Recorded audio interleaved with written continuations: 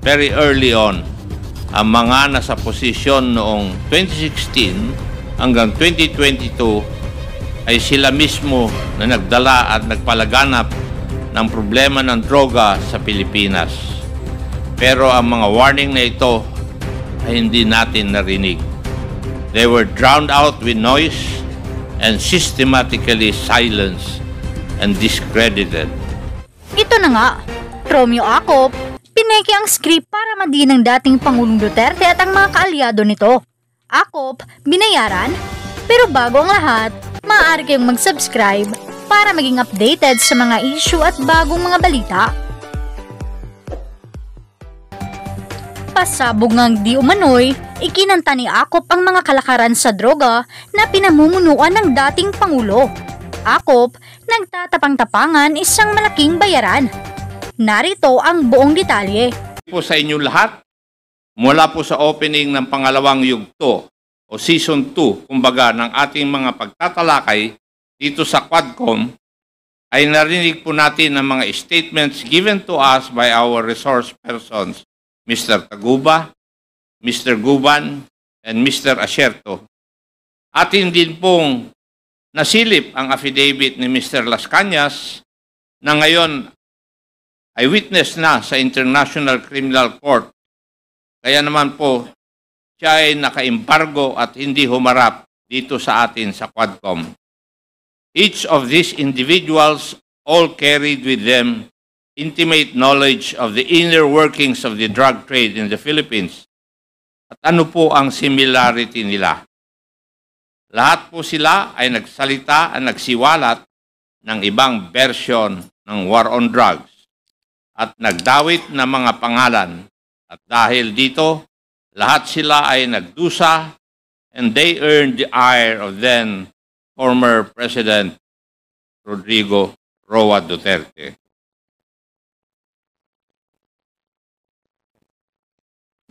In the Philippines, nagsimula ang drug menace sa pag-usbong ng mga laboratory, gawaan ng droga o ang mga tinatawag na clandestine laboratories.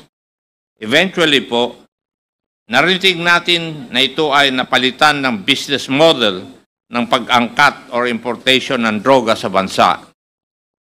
Malakas ang business of drug importation sa Pilipinas. Ang isa sa mga kadahilanan nito ay ang mga importer ng illegal drugs were able to skillfully exploit cracks sa ating sistema para makapasok ang droga sa ating bansa. Ang tanong, bakit parang kabisado ng mga importers na ito ang mga vulnerabilities sa ating port security? Simple lang pala ang sagot. Dahil may protection, dahil may connection. For now, I will let these headlines shown here speak for itself. Narinig po natin ng paulit-ulit at nakondisyon na rin po ang ating mga utak na galit si former President Duterte sa droga. Sabi nga po niya sa ating law enforcement, pag may sangkot sa droga, kill, kill, kill. Ngunit the link between former President Duterte and drugs begins with the testimony of two resource persons before this committee, Mr. Mark Taguba and Mr. Jimmy Guban. Ito po ang tale of two shipments, istorya ng dalawang shipment. Dalawang shipments kung saan sumabit si Mr. Taguba at Mr. Guban ay nangyari noong taong 2017 to 2018. Yan din po ang taon ng height of the war on drugs ni former President Duterte. Kapansin-pansin na kahit magkaibang shipment at ibang transaksyon ang pinag-uusapan, ang detalye ng dalawang kwentong ito ay pareho. Pareho pong bilyon-bilyon ang halaga ng syabong ipinasok, 6.4 billion in 2017 at 3.4 billion in 2018 na pareho pong nakatago sa mga gamit industrial. metal cylinders in 2017, and magnetic lifters in 2018. Parehong pumasok sa Manila International Container Port at parehong dawit ang mga pangalan ni Honorable Paulo Duterte, Attorney Mans Carpio, and Michael Yang, anak, son-in-law, economic advisor at malapit na kaibigan ni former President Duterte. Nag-testify rin si Mr. Taguba na si Pulong o si Mans ang nagbibigay ng go signal para sa mga special containers. In short, these shipments do not go out without the go-ahead of Pulong or Mans, di umano. They allegedly control these shipments. Ito po ang mundo na napasukan ni Mr. Taguba gaya ng sinabi niya sa atin dahil gusto lang niyang magnegosyo. Kung gusto mo madali, lumapit ka sa Davao Boys. Yun po ang turo sa kanya. Yan po ang ginawa ni Mr. Taguba. Lumapit siya sa powers that be. Makikita po natin dito na baka meron ngang kailangang ayusin o baguhin sa ating mga batas dahil mukhang ang mga maliliit lamang na tao ang napapatawan ng sentensya. Ayon naman kay Mr. Guban, ang may-ari ng shipment sa kanyang kwento o ang shipment noong 2018 ay sina Mans Carpio, Pulong Duterte at Michael Yang. Naulit na naman ang mga pangalan na nabanggit ni Mr. Taguba. Ayon kay Mr. Guban, hindi niya pinangalanan ang tatlong ito sa pagdinig dati sa Senado dahil sa banta sa kanyang buhay at sa kanyang pamilya. Sino ba naman ang hindi matatakot? At dahil iba ang pinangalanan niya sa Senado, siya ay sinabit sa kaso at ngayon ay nananatiling nasa kulungan. Paano po ito nakakalusot? It's a crack in our system, a crack in the Bureau of Customs, ang TARA system. Simple lang po yung TARA system. It's grease money, lagay, given to the officials of the Bureau of Customs, among others, to push them into a more simple assessment of inbound goods. Halimbawa, aabutan ng 1 million pesos para hindi na ma-x-ray or buksan ng container na papasok. According to the tale of two shipments na nabuo sa testimonya ni na Mr. Taguba and Mr. Guban, ito po ang estilo ng mga illegal drug importers. Magbabayad ng pera sa mga opisyal ng BOC para mabilis na makalusot ang kanilang mga shipments. Oo nga naman, di ba? Papaano madidetect ang isang shipment of suspected dangerous drugs kung simple assessment lang, walang x-ray or kahit anong form of physical examination? Ang mga nasangkot na pangalan sa ating tale of two shipments ay dapat palang matagal nang iniimbestigahan. These were all laid bare some time ago by Eduardo Asierto, an intelligence officer, a person in hiding for 6 years now just because of his intelligence report. Nagkamali siyang pangalanan si Michael Yang. Oo, pinapapatay siya ni former President Duterte dahil sa kanyang report at dahil ginawa niya ang kanyang trabaho. At sino naman itong si Colonel Eduardo Asierto? Si Colonel Eduardo Asierto ay isang narcotics operative na nag-verify at nag-imbestiga ng mga illegal schemes na nangyayari po sa Bureau of Customs. More than the reports covering the Bureau of Customs, Colonel Eduardo Asierto prepared thorough reports which he shared with the Quad Committee on the involvement of Michael Yang, Johnson Chua, and Alan Lim in the illegal drug trade in the Philippines.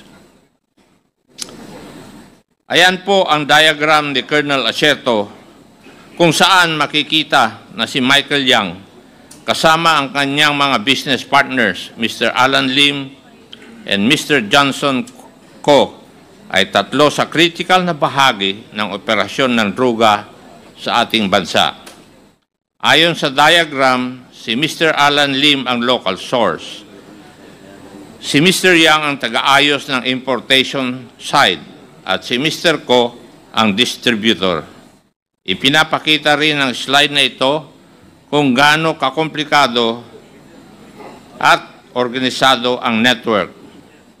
Ito po ay end-to-end, kompleto from supply to distribution na may kasamang na ring money laundering operations. Itong mga personalidad na ito ay pamilyar sa atin. Ilang beses na rin lumitaw ang pangalan nila sa Quadcom. Si Alan Lim ay kilalang asawa ni Rose Nono Lim. Si Michael Yang, economic advisor of former President Duterte. And itong si Johnson Ko naman is the person known to have financed and established the infamous Dumoy Laboratory. The incident concerning the Dumoy Laboratory is where Michael Yang, as it would appear, started to build his bones in the drug trade. Matatandaan natin na ang kwento sa Dumoy Laboratory ay nagsimula mula sa dalawang container vans na dumating sa Davao, which Michael Yang and a certain Panther received. Thereafter, pumunta sila sa isang warehouse na nire-rent ni Alan C. At this time, Michael Yang's involvement in dangerous drugs was just very small. His only task was to transport precursor materials necessary to create shabu. Ang role niya po niya noong circa 2004 ay ang i-transport ang precursors mula sa port to the laboratory. Ito ang napag-usapan natin sa Dumoy Raid. 6 na Chinese nationals ang namatay. Base sa raid, na-discover nila na si Alan C. at si Johnson Chua ay ang mga may-ari ng warehouses at laboratories na ni-raid. Mula po sa investigasyon natin dito sa Quadcom, nalaman po natin na hindi ma-account kung ano po ang nangyari sa mahigit 10 pang naaresto ng mga Chinese sa raid na yun. Mahalaga po itong Dumoy raid na ito dahil ayon mismo kay former President Duterte in a recent interview, inubos daw niya ang mga sangkot dito. Later on in 2005, affiliates of Alan C. were arrested and warehouses rented by Johnson Chua were discovered in the provinces of Bukidnon and Cagayan de Oro. It seems that Johnson Chua did not learn its lesson from the tragic Dumoy incident because after 9 years or in 2013, may mga lumabas muli na report tungkol sa illegal activity ni Mr. Johnson Chua. And it was at this time when the close relationship of Michael Yang to then Mayor Rodrigo Duterte became public knowledge. From receiving shipments of precursors from the ports and transporting them, malayo na ang narating ni Michael Yang. He eventually managed to develop contacts in the Bureau of Customs and evolved into a facilitator of shipments of shabu. As mentioned, maagang nakita ni Colonel Acerto ang operation ng Michael Yang and Alan Lim. In fact, nireport niya ang mga findings na ito sa ilang matataas na opisyal ng gobyerno, including the then PNP chief and even to Malacanang. Ang malungkot po dito, walang nangyari sa mga reports na ito, nabaon sa limot hanggang naungkat muli dito sa Quad Committee. Bakit kaya ganon at parang hindi nilang pinansin ang isang report tungkol sa isang malaking drug lord? At this juncture, we wish to emphasize na itong si Michael Yang ay malalim ang pagkakatali sa Davao City. Isa sa kanyang kumpanya, DCLA Company Incorporated operates the DCLA Plaza Shopping Mall na nireport din na may activities and transactions concerning illegal drugs. Huwag po nating kalimutan na sa pag-aaral ng Quadcom, DCLA also owns Paili Holdings Corporation, the holding company of Paili State, which constructed Clark Majestic World, where 2 Chinese nationals were arrested for kidnapping a Chinese and a Vietnamese national. Yan pong mga usapin na yan ay nakakabit naman sa Pogo. Si Asierto ang unang nagbanggit ng koneksyon ni Michael Yang. Pero imbis na umaksyon o mag-imbestiga pa na mas malalim, former President Duterte resorted to threatening the life of Colonel Asierto. Akala ko ba war on drugs tayo? Anong nangyari? The reports relayed to us by Colonel Asierto only support the participation of several high-ranking officials, including Senator Bato de la Rosa, Director General Aaron Aquino, Senator Bongo, Director General Wilkins Villanueva, and of course, Alan Lim, Michael Yang, Li Wenxiong, Johnson Chua, and Yan Yishu. Umabot po sa matataas na opisyal na ito ang report ni Colonel Asierto. Inuulit ko po, walang nangyari. Nariyan din po si Arturo Las Cañas, a self-confessed former original member and hitman of the Davao Death Squad and a retired police intelligence operative and investigator. Unang lumutang ang pangalan niya sa mga investigasyon noon sa Senado noong taong 2017. Una, sabi niya walang Davao Death Squad. Ngunit binago niya ang kanyang mga binitawang statements sa Senado at agarang itinuro si former President Duterte. Sa kanyang 186-page affidavit na nakita rin ng Quad Committee na kwento ni Las Cañas ang tungkol kay Mr. Duterte at mga taong lagi niyang kasama, whether it be about drugs or about kill orders. Nagtatandem po ang usapin ng droga at ang extrajudicial killings or EJK. Incidentally, in his affidavit, Las Cañas recounts the infamous Domoy Laboratory. Ibang tao ang nagsabi, ngunit pareho ang kwento nila. The most compelling point of the narration was the fact that Las Cañas and company supposedly received 500,000 pesos from former President Duterte himself after 11 Chinese nationals who were Shabu Laboratory chemists and workers were killed. Maaalala po natin na inamin din ni former President Duterte na inubos niya daw ang mga ito. Bakit kaya pinapatay ni former President Duterte ang laboratory chemist and workers na isang Shabu Laboratory? Is this not a story that just seems all too familiar? As early as 2004, former President Duterte had already been issuing kill orders to those involved in the drug trade. All for the purpose of what? Eliminating these people in the name of drugs or in the name of competition. Whatever the reason, patay pa rin po sila. Just like Colonel Asierto, Las Cañas also makes the connection between Michael Yang and the Domoy Laboratory. Las Cañas goes beyond the events that transpired during the raid of the Domoy Laboratory at pinapakita pa niya na si Michael Yang ang naging employer ng mga Chinese nationals working as chemists and workers in the laboratory.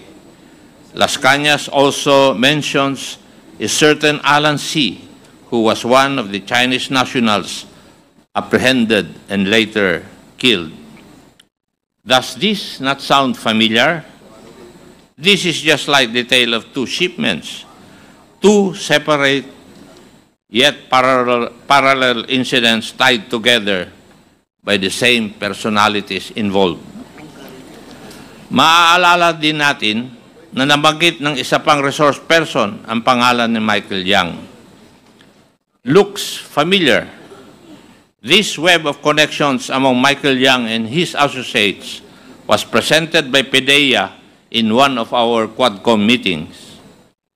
Dito ay makikita natin ang connections ni Michael Yang with Alan Lin, Rose Nono Lin, Johnson Ko, Hongjiang Yang, Eddie T. Yang, Willie Ong, all of whom have been the subject of our investigations before the Squad Committee, connected by corporations like Piley Holdings Corporation, Piley State Group Corporation, Golden Sun 999 Realty and Development Corporation, and more importantly, Empire 999 Realty Incorporated.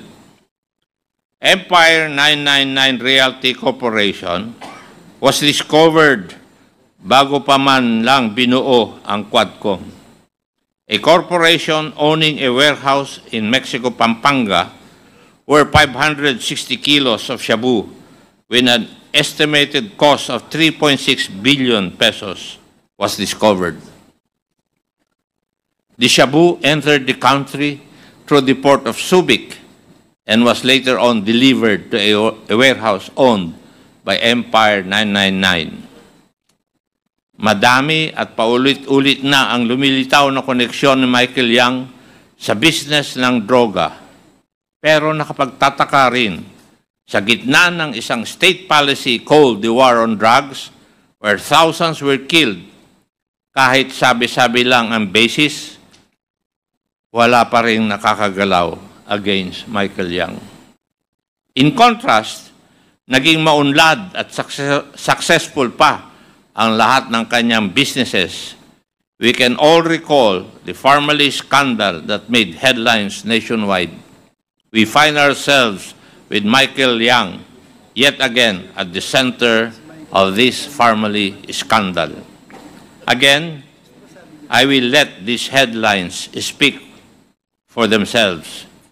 Key Farmally officials such as Wang Chuyen and Lincoln Ong were also quick to point fingers to Michael Yang as the financier and guarantor of the Farmally operations.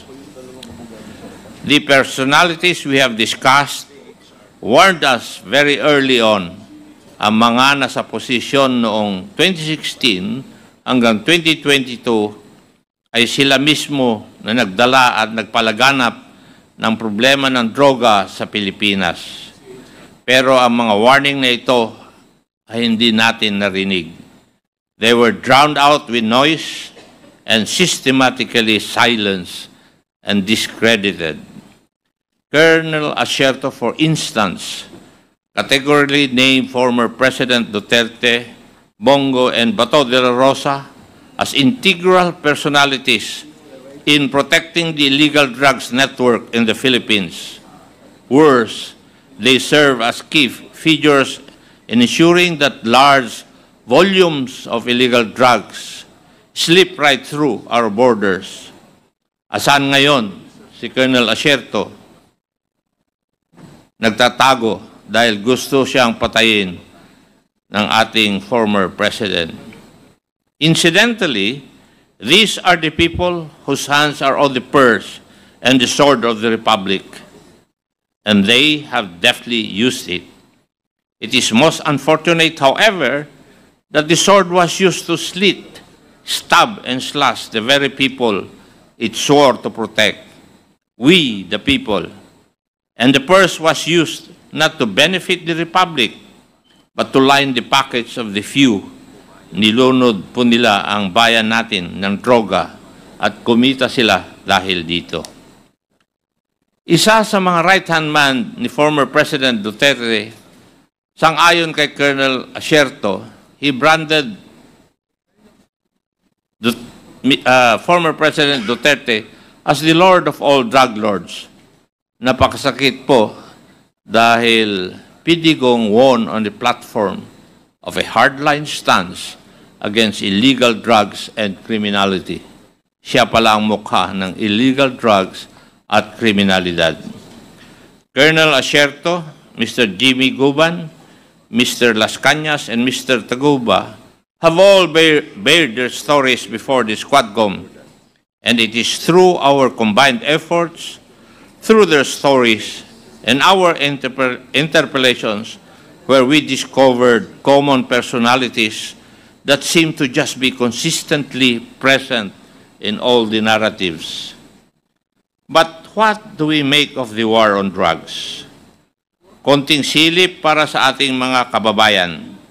Mukhang ang war on drugs was a convenient way to eliminate competition in the drug trade. More specifically, the local manufacturers. Let us remember, ang key feature ng war on drugs ay ang reward system.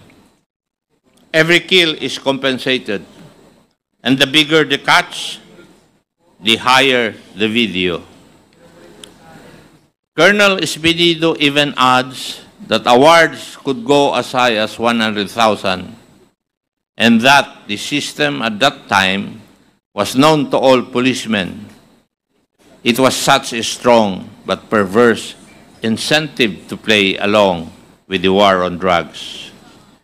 The existence of the reward system is not denied. In fact, ipinagmayabang pa ito ni former President Duterte at ang kanyang mga alipores.